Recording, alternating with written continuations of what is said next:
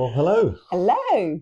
Welcome to this, our final vlog in our Sebatana Safari series. And in this vlog, we'll cover our journey home and also give you our overall thoughts on our safari holiday. So, on our journey home, we obviously were delayed a couple of days, but we finally got away. We did. You know, on the Friday, didn't we? On Friday morning. Yes. And they came out, didn't they? And they did. They did it again for the second time. They did, yeah. Playing the drums and singing the song, and that's a really nice send off as well, isn't it? It's so lovely that they did that. Yeah. You know, but they've been brilliant all through the holiday, haven't they? Yeah, the they Sebatana definitely team have been absolutely spot on.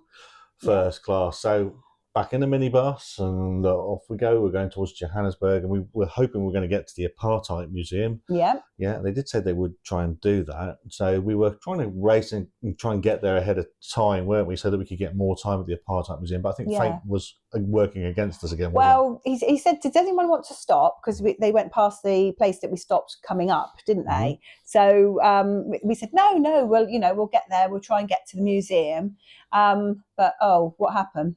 Well, we did kind of pull in, and he said, no, we'll move on. And about 100 yards down the road, this crazy lady just drove right across in front of us, didn't she? Yeah. We had a road traffic accident. And we were sort of like stuck onto her car, weren't we? So the minibus has like a cow bar on its front. We're obviously given the game on the reserve and stuff. You can understand why they have that. But it did mean that this lady's car kind of got wedged on our cow bar. She couldn't get it off easily enough, and it was a bit of a scene. And it did mean we ended up stopping because they had to exchange insurance details, didn't they? That's right. And a few people popped out to the toilet. Luckily, there wasn't too much damage, was there? Wasn't too much damage. No, and no one was hurt. Nobody hurt. No. Nobody hurt. So it's kind of think, are we actually going to get home?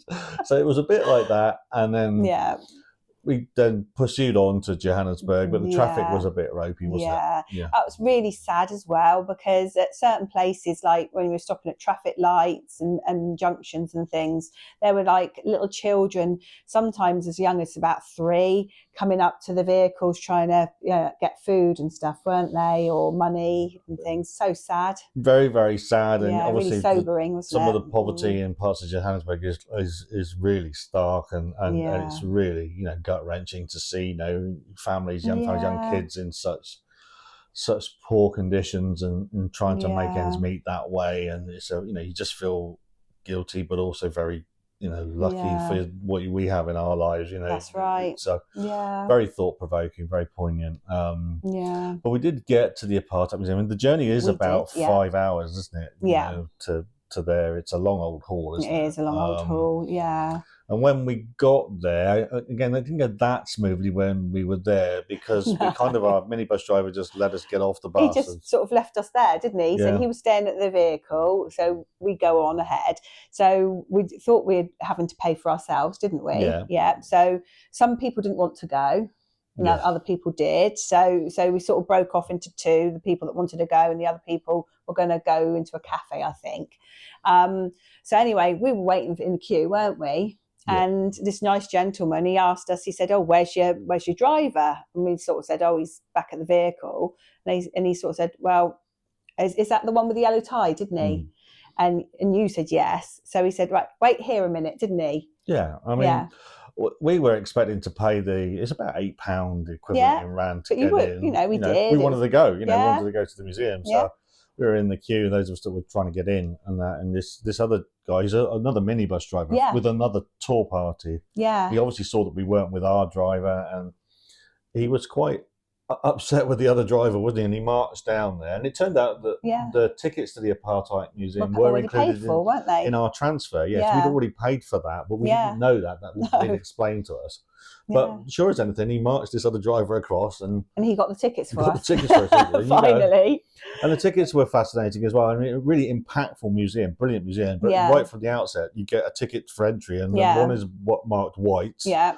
And one was marked non-whites, and you separate, you go in different entrances. Yeah, we sort of think, what's going on? What's going on? Oh, we're going in different doors. But it's just really to show something, isn't it?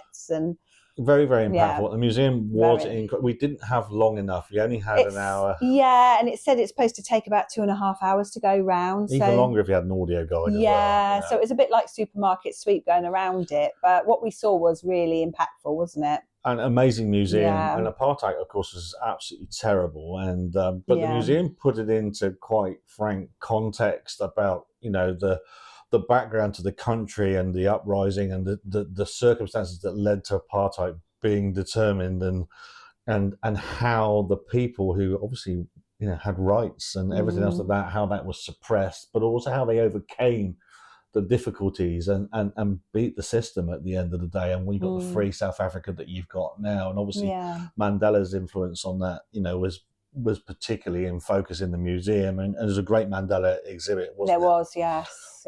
A really, really good museum. We just wish we had more longer time there. Educational, I think it was. Yes, learned so much. We would have learnt more if we had the proper time, wouldn't we?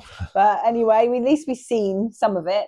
Yeah, really good, and definitely recommend it. We then had to dash to the airport, and we finally got there, and we went, yes, we're going home. Yeah, so check in our flights and through immigration, and then we're duty free.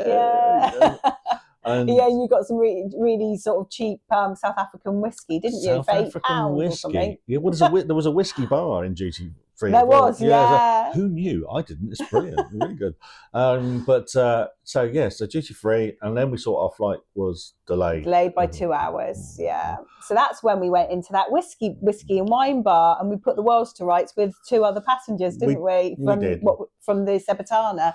So, I mean, we did wonder at this stage whether South Africa was really trying to keep us there. We're thinking, okay. And then, even we had a bit of a meal as well, didn't we? Yeah. Got some time there. Yeah. And then even when we boarded our flights, then we were stuck again for a further hour on the gates and on the taxiway, whether we were actually going to get home. But the flight home was fine, and we actually got some sleep. Yeah, can you believe that? I think we were so tired after that week, though. It was a really tiring week. Well, sleep deprivation has been a feature of the holiday, but it did help me get a sleep on the flight on the way home, which I think it's the first time I've ever slept on economy class. So, really, really good. Got home, said goodbye to our lovely new friends. And so overall, thoughts on the holiday? What are you thinking? I absolutely loved it. It was absolutely amazing. It was certainly me. It was like animals there in the wild, not behind bars. I don't know whether I'd be able to do a zoo again now after seeing them in the wild. I felt like I was on a David Attenborough show, and it was absolutely amazing. The people that we met there, not the stuff, the people that were on the Sebatana, same as us, they were amazing. They really made the experience even better. The staff were fantastic. The food was amazing, and it was just brilliant. It was an incredible experience. I'd echo all of that. The resort, Sebatana itself. It's a very luxurious resort. We were staying in luxury. The food was great. The staff were incredible. They were so friendly. Always had a smile. Always would laugh and joke. How lovely of them as well. Yeah. For when we went off the first time, and we had those 2 days, 2 extra 2 days, and they pulled us back and gave us 2 extra days in our rooms again with a game drive. An extra game drive. I didn't have to do that was really nice of them, wasn't it? Can't thank Sebatana and the team enough for how they cared for us in our hour of need, which was fantastic. But the reserve itself, the animals are fabulous, absolutely fabulous, and you just seeing them in their natural habitat, brilliant, isn't it? Incredible. And we saw so many different types of animal. It was amazing. Beautiful setting, lovely mountains, lovely scenery. And as Annette said, I think, our fellow guests, our fellow travellers, they just made it, didn't they? Made it. They made an amazing holiday even more incredible. Yeah. So thank you guys for all the laughs, the jokes. The banter. Couldn't stop laughing, could we? Yeah, laughing at it. Really enjoyed your company. So thank you for that. Thanks so much. Would we recommend a safari? Yeah, definitely. If it's not on your list, put it on there. Get in. Yeah. Okay, well, look, thank you for joining us on our safari vlog series for the Sebatana Private Reserve. We hope you've enjoyed them. We've enjoyed making them, and we've had some really great experiences. They're going to be memories that are going to last a lifetime, actually, aren't they? They are. Yeah, they are. Definitely. It's nearly 2025, literally. Wow. It's the end of the year. Can't believe this year's gone by so quickly. Stick with us though if you want to see some of our crazy plans for 2025. We have got a really crazy adventure starting in just a couple of days' time. Another crazy adventure, hey? Thanks once again and have a great new year. Bye. Bye. So just one further quick update about our cancelled flight and what's happened since then. So we've been able to get compensation through Virgin Atlantic. They have an online form that you can fill in, and they've given us compensation because they cancelled the flight due to technical availability. So it was actually their choosing to cancel the flight. It wasn't an act of God or anything like that. That's been no problem. Getting compensation for out-of-pocket expenses, so drinks at the resort and additional airport parking, has been a little bit more problematic, but we do feel like we're getting there now. Again, that's going through Virgin Atlantic as a separate claim. Getting correspondence out of the various travel agents has been a little bit hit and miss, and certainly in our case, the travel agents involved, Hayes in Poole and Newmarket Holidays, there has been some correspondence, but it's been slow, and I have to say they're behind events and they're playing catch up. So not particularly impressive there. One of the nice things about the group is that the group is sharing these experiences with their own travel agents and their own compensation claims and things, with each other. So, and it does seem to be common across the group. Certain travel agents are performing slightly better than others, but I would say all around is that the issue, I think, has been just trying to get Newmarket Holidays to respond quickly and promptly, and the other travel agents are having the same challenges by the sounds of things. One last thing, travel insurance claim with Aviva, no issues. Thank you, Aviva, for that. No problem at all. Paid out for delayed flights within a couple of days of us getting back. So really, really good. So just a quick update on that. And I think, there's some lessons in here about the importance of having good travel insurance, but also making sure that you are aware of procedures and processes to follow should flights get cancelled. Okay, so I hope that helps, and I hope this will be the last of these updates we'll do on this series. If this video has made you consider taking a safari, why not let us know in the comments below? And if you'd like to see more adventures on this safari or on our travels around the world, why not subscribe? It's really appreciated. Thanks very much.